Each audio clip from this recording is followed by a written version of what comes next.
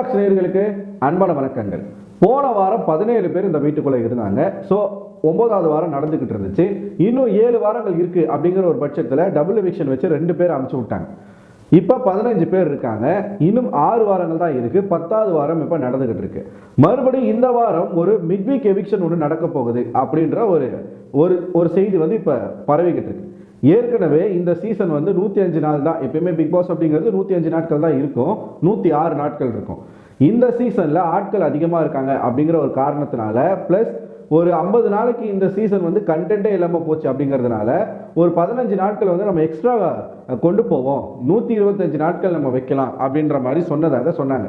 ஏன்னா முதல் 50 நாள் வந்து கண்டென்ட்டே இல்லை, அடுத்த 50 நாள் தான் கண்டென்ட் வரும் அப்படிங்கிறதுனால கொஞ்சம் எக்ஸ்ட்ரா நம்ம டேஸை வந்து வச்சு இவங்ககிட்ட இருந்து கண்டென்ட்டை வாங்குவோம் அப்படின்ற மாதிரியான பிளானிங்லாம் இருந்தாங்களாம். அதுக்கப்புறம் அதெல்லாம் வேண்டாம்ப்பா, இவங்களை வச்சு 105 நாட்களே நம்மளால மேய்க்க முடியாது, அதனால் அதுவே இருக்கட்டும்னு சொல்லிட்டு ரெகுலராக இருக்கக்கூடிய நாட்களுக்கு ஃபிக்ஸ் பண்ணியிருக்கிறாங்க ஷோவை. இதனால் இப்போ 15 பேர் இருக்காங்க அப்படிங்கிற காரணத்தினால 6 வாரங்கள் தான் இருக்கு அப்படின்னும் போது முடிஞ்ச வரைக்கும் எந்தெந்த நேரங்களில் டபுள் எவிக்ஷன் மிட்வீக் எவிக்ஷன்லாம் வச்சு ஆட்களை குறைக்க முடியும் அப்படிங்கிற ஒரு பிளானிங்கில் சேனல் இறங்கியிருக்கு. அதாவது பிக் பாஸ் டீம் வந்து இறங்கியிருக்கு. அதன் காரணமாக போன வாரம் தான் டபுள் எவிக்ஷன் வச்சாங்க. ஒரு வாரம் விட்டுட்டு அடுத்த வாரம் கூட இந்த மிட்வீக் எவிக்ஷனை வச்சிருக்கலாம். பட் இல்லை, நாங்கள் அப்படிலாம் பண்ண மாட்டோம், எதிர்பாராததை எதிர்பாருங்கள் அப்படின்னு கமல் சார் இருக்கும்போது சொல்லியிருந்தாரு. இப்போ விஜய் சேதுபதி வந்தனுமே ஆளும் புதுசு ஆட்டமும் புதுசுன்னு சொன்னார். ஒன்றுமே புதுசாக வரல, எல்லாமே பழசுதான்.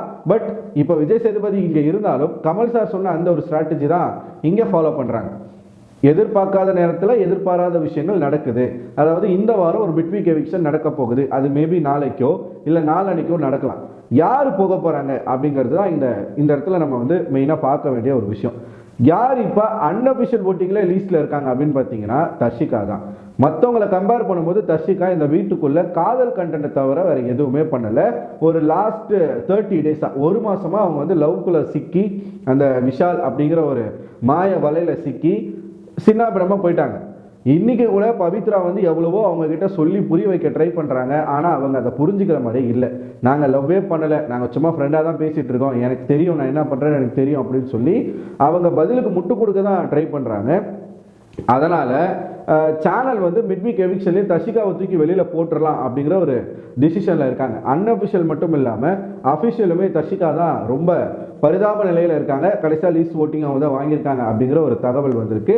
ஸோ மிட்வீக் எவிக்ஷன்லேயே தர்ஷிகாவை தூக்கி வெளியில் போட போகிறாங்க அப்படிங்கிற ஒரு செய்தி வந்திருக்கு. இது ஒரு 90% உறுதியான ஒரு செய்தி தான். ஏன்னா இங்க வீட்டுக்குள்ள நடக்கிற விஷயங்கள் ஒரு நாளைக்கு முன்னாடி நமக்கு வந்து அப்டேட்டா வந்துகிட்டு இருக்கு ட்விட்டர்ல. அதே மாதிரி இந்த வாரத்துக்கான டாஸ்கை பத்தின அப்டேட்டும் வந்திருக்கு. அதை நம்ம பார்ப்போம். இப்ப தர்ஷிகா வெளியில போயிட்ட பிறகு விஷாலுடைய நிலைமை என்ன ஆகும் அப்படின்னு கேட்டீங்கன்னா அவனுக்கு அதுல எந்த விதமான லாஸோ எந்த விதமான வருத்தமோ கிடையாது. ஏன்னா அவன் தான் லவ் பண்ணலையே.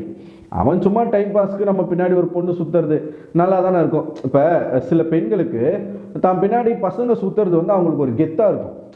பாரு, என் பின்னாடி வந்து ஒரு 10 பையன் சுற்றுறானுங்க தெரியுமா, டெய்லியும் லெட்டர் கொடுக்குறானுங்க தெரியுமா, டெய்லியும் சாக்லேட் கொடுக்குறானுங்க தெரியுமா, டெய்லியும் என் பின்னாடி அலையிறானுங்க தெரியுமா அப்படின்னு தன்னுடைய ஃப்ரெண்ட்ஸ் கிட்ட பந்தாவாக சொல்லிக்கிறது வந்து அவங்களுக்கு வந்து பெருமையாக இருக்கும். சில பேருக்கு தான் சொல்கிறேன், நான் எல்லாரையும் சொல்லலை. அதே மாதிரி பசங்களையும் இருக்காங்க.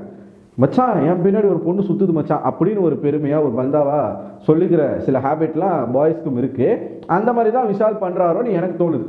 அவருக்கு வந்து தர்ஷிகா பின்னாடியே சுத்துறது வந்து கொஞ்சம் கெத்தா இருக்கு போல அந்த வீட்டுக்குள்ள. ஏன்னா யாருமே அங்க வந்து லவ் கண்டென்ட் இறங்கி பண்ணலை. இவங்களை தவிர்த்து யாருக்குள்ளேயும் அந்த விதமான ஒரு அஃபெக்ஷனோ ஒரு இந்த மாதிரி ஒரு உணர்வோ யாருக்குமே ஏற்படலை. இவங்களுக்கு மட்டும்தான் அங்க வந்து அந்த மாதிரியான விஷயங்கள் நடக்குது. ஸோ அதனால அந்த வீட்லயே நம்ம மட்டும்தான் யூனிக்கா இருக்கும், நம்ம மட்டும் தனித்துவமா இருக்கும்னு இவர் நினைச்சுக்கிட்டு இருக்காரு. ஆக்சுவலாக இந்த கண்டென்ட்னால தர்ஷிகாவும் ஆப்பு சொருவிக்கிட்டாங்க, விஷாலுக்கும் அது ஆப்பாக தான் இருக்குது. ஓட்டிங்கில் விஷால் ரொம்ப பரிதாபமான நிலையில தான் அவரும் இருக்கார். ஸோ விஷால் போகிற போக்க பார்த்தா பெட்டியை தூக்கிட்டு போயிருந்தா நல்லதுன்னு நான் நினைக்கிறேன். ஃபைனல்ஸ்லாம் வாய்ப்பு இல்லை. ஸோ இப்படி நிலவரம் இருக்குங்க. மிட்வீக் எவிக்ஷனை தர்ஷிகா போகிறாங்க. டாஸ்க் பற்றின ஒரு அப்டேட் என்ன வந்திருக்கு அப்படின்னு பார்த்தீங்கன்னா ஏற்கனவே டாஸ்க் பற்றி நம்ம அப்டேட் பண்ணியிருக்கோம். இந்த வாரத்துக்கான வீக்லி டாஸ்க்காக மாஸ்டர்ஸ் மற்றும் ஸ்லேவ்ஸ் அப்படிங்கிற டாஸ்க் தான் வைக்க போகிறாங்க அப்படின்ற ஒரு அப்டேட் தான் முன்னாடி வந்துச்சு. ஆனால் இப்போ அந்த டாஸ்கில் சின்ன சேஞ்ச் இருக்கு அப்படின்னு சொல்லியிருக்காங்க. என்னன்னா இன்னைக்கு ஒரு டிபேட் ஒன்று போச்சு இல்லையா வீட்டில், தீபக்குக்கும் அருணுக்கும் நடுவில் ஒரு கான்வர்சேஷன் போச்சு நேற்றுக்கு. அந்த கான்வர்சேஷன்ல அவங்க பேசிக்கிட்ட விஷயம் என்ன அப்படின்னா ஸ்கில் ஓரியன்ட் ஜாப்னா என்ன, லேபர் ஓரியன்ட் ஜாப்னா என்ன, அதாவது கிச்சன்ல சமைக்கிறதுக்கும் வீட்டை க்ளீன் பண்ணுறதுக்கும் நடுவில் நடந்த ஒரு சண்டையில் சில வார்த்தைகள் தான் இந்த வார்த்தைகள். ஸ்கில்டு ஓரியன்ட் ஒர்க் என்ன, லேபர் ஓரியன்ட் ஒர்க்னா என்ன அப்படிங்கிறத தீபக் சொல்ல, அதை என்னால் ஏற்றுக்க முடியாத அந்த வார்த்தையை சொல்லாதீங்கன்னு அருண் சொல்ல, இப்படி பயங்கரமான ஒரு கிளாஷ் இவங்களுக்குள்ள வந்துச்சு இல்லையா? இந்த கிளாஷை பார்த்து பிக் பாஸ் வந்து ஒரு முடிவு எடுத்திருக்கிறாங்க. அதாவது தீபக் வந்து ஒரு இடத்துல சொல்லியிருப்பாரு, இதை நீங்கள் ஒரு டிபேட்டாக வைங்க, நம்ம பேசுவோம், நான் பேச ரெடி அப்படின்னு வந்து சொல்லியிருப்பாரு. அதையே இவங்க என்ன பண்ணியிருக்காங்கன்னா கொஞ்சம் இன்னோவேட்டிவாக யோசிக்கிறன்ற பேரில் டாஸ்காகவே கொடுக்குறாங்க இந்த வாரத்துக்கு. என்ன task? Manager, factory managers and workers அப்படிங்கிற ஒரு டாஸ்க். உங்க எல்லாருக்கும் ஞாபகம் இருக்கும், நீங்க மறந்துருக்க மாட்டீங்கன்னு நினைக்கிறேன். சீசன் 6ல சாக்லேட் ஃபேக்டரி அப்படின்ற ஒரு டாஸ்க் வந்துச்சு. அந்த டாஸ்க்ல ஒருத்தர் மேனேஜராகவும் அவருக்கு கீழே ஒரு 2 பேர் வந்து லேபராகவும் இருப்பாங்க. சாக்லேட்ஸ் வந்து தயாரிக்கணும், அதான் அவங்களுடைய வேலையே. ஸோ கார்டன் ஏரியாவில் இது நடக்கும். ஒவ்வொரு ஷாப் மாதிரி போட்டு அங்கே ஒவ்வொருத்தருக்கும் டாஸ்க் அப்படிங்கிறது கொடுத்துருந்தாங்க. பயங்கரமான சண்டையெல்லாம் வந்துச்சு. அதே மாதிரி இந்த வாட்டி கொஞ்சம் அப்கிரேட் பண்ணி ஒரு மேனேஜர் ஒரு ஒர்க்கர் அப்படின்னு சொல்லி பிரிச்சிருக்கிறாங்க. யாரெல்லாம் மேனேஜர் யாரெல்லாம் ஒர்க்கர் அப்படின்னு பார்த்தீங்கன்னா இங்கே தான் ஒரு ஆப்பு வச்சிருக்கிறாரு பிக் பாஸ். மேனேஜராக செலக்ட் செய்யப்படக்கூடிய நபர்கள் நீங்க நல்லா பாருங்க. முத்துக்குமரன், சௌந்தர்யா, மஞ்சரி, தீபக், இந்த 4 பேரை நல்லா நீங்க நோட் பண்ணிக்கணும். தீபக், அதுக்கப்புறமா ஜெஃப்ரி, தர்ஷிகா, ஜாக்லின், விஷால், இவங்க எல்லாருமே மேனேஜர் ரோல்ல இருக்க போறாங்க. இதுல முதல்ல நான் சொன்ன 4 பேர் இருக்குல்ல, முத்துக்குமரன், சௌந்தர்யா, மஞ்சரி, தீபக் அண்ட் ஜாக்லின், இவங்களுக்கும் அருணுக்கும் தான் நேற்று பயங்கரமான டிபேட் போச்சு. ஸ்கில்டு லேபர்னு சொல்லாதீங்க, ஸ்கில்டு ஒர்க்குன்னு சொல்லாதீங்க, லேபர் ஒர்க்குலாம் சொல்லாதீங்க, என்ன டிஸ்கிரிமினேட் பண்ணுறீங்கன்னு சொல்லி அருண் ஓவரா வாய் உதார் விட்டார்ல. அருணை தூக்கி எங்கே போட்டிருக்காங்கன்னா ஒர்க்கரில் போட்டிருக்காங்க. ஒர்க்கராக யாரெல்லாம் வராங்க? ரஞ்சித், சத்யா, ராணவும் அருணும் தான் மாறி மாறி டப்பா அடிச்சுக்கிட்டாங்க அவங்களுக்கு. ராணவ், பவித்ரா, ராயன், அன்ஷிதா மற்றும் அருண். ஸோ அருணை வச்சு செய்யணும் அப்படிங்கிறதுக்காகவே அவரை எங்க போட்டிருக்காங்க? ஒர்க்கரா போட்டிருக்காங்க. தீபக் அவர்களை மேனேஜரா போட்டிருக்காங்க. ஸோ இதுல எந்த மேனேஜருக்கு எந்த ஒர்க்கர் வர போறாங்க அப்படிங்கிறது தெரியல. மேபி இந்த 5 பேர்ல ஒருத்தருக்கு தான் அருண் போவாருன்னு நினைக்கிறேன். இல்லைன்னா மேனேஜர்ஸ் எல்லாம் ஒரு டீமு, ஒர்க்கர்ஸ் எல்லாம் ஒரு டீம்னு வைக்க போறாங்களா அப்படிங்கிறதும் புரியல. ஆக மொத்தத்தில் இந்த வார டாஸ்க் வந்து கொஞ்சம் தரமான டாஸ்காக தான் இருக்கும். நிறைய கிளாஷ் நம்ம பார்க்க முடியும், நிறைய சண்டைகளை நம்மளை பார்க்க முடியும். இங்கே ஒர்க்கரில் இருக்கிற ராணுவம் அருணும் எந்த ஒரு விஷயத்துக்கும் கட்டுப்படாமல் ரொம்ப ஓவராக துள்ளக்கூடிய ஆட்கள், ஓவராக பயங்கரமாக ஹைப் ஆகி கத்தக்கூடிய ஆட்கள். இவங்களுக்கும் மேனேஜர்ஸ்க்கும் நடுவில் ஏகப்பட்ட பிரச்சனைகள் வரும் அப்படிங்கிறது பார்க்கும்போதே தெரியுது. ரஞ்சித்தெல்லாம் அவர் வந்து புள்ளப்பூச்சி, அவர் போட்டதும் ஒன்று தான் போடாததும் ஒன்று தான் அப்படி இருக்கும். அன்ஷிதாவும் வாய் திறந்து பேச போகிறது கிடையாது. ராயன் நல்லா பேசுவாருன்னு நினைக்கிறேன். பட் சத்யாவும் ஓரளவுக்கு பேசக்கூடிய அந்த ரிபல் கேரக்டர் தான் சத்யா இருந்தார்ல ஸ்கூல் டைமில் கூட, ஸ்கூல் டாஸ்கில். ஸோ அதையும் இப்போ பின்பற்றுவார். இது எப்படி இவங்க கொண்டு போவீங்க நான் நினைக்கிறேன் அப்படின்னா, இல்லை ஒர்க்கர்ஸ் எல்லாம் ஒன்றா சேர்ந்து ஒரு யூனியன் அமைக்கிறது, இங்கே மேனேஜருக்கு ஆப்போசிட்டாக போராட்டம் பண்ணுறது, இந்த மாதிரியான விஷயங்கள்லாம் பண்ணுவாங்களா? ஏன்னா அருண் இந்த மாதிரிலாம் யோசிக்கக்கூடிய ஒரு நபர் தான்.